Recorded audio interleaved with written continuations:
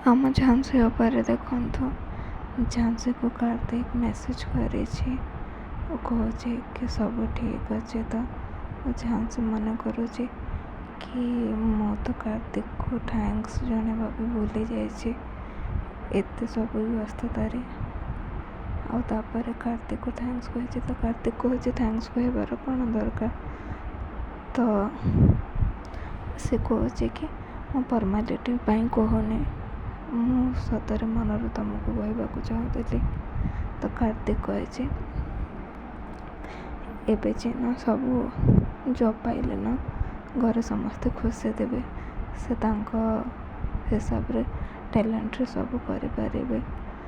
ତାପରେ ଝାନ୍ସୀ କହୁଛି ଆଗକୁ କିଏ ଦେଖିଛି କ'ଣ ହେବ, ଆଗକୁ ତ ଆମେ ଜାଣିନେ, ଆମେ ତ କିଛି ଭାବୁଥାଏ ଆଉ ଘଟେ କିଛି।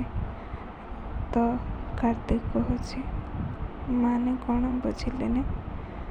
ତ ଝାନ୍ସୀ କହୁଛି କି ନାଇଁ ସେମିତି କିଛି ନାହିଁ। ତାପରେ ଝାନ୍ସୀ ତ ମନ ଦୁଃଖ କରି କହୁଛି କି ଠିକ୍ ଅଛି ମୁଁ ଯାଉଛି ଶୋଇବି, କାଲି ଜଲ୍ଦି ଅଫିସ୍ ଯିବାର ଅଛି। ଆଉ ତାପରେ ହଉ ଠିକ୍ ଅଛି କହିକି ଗୁଡ଼୍ ନାଇଟ୍ କହିଛି।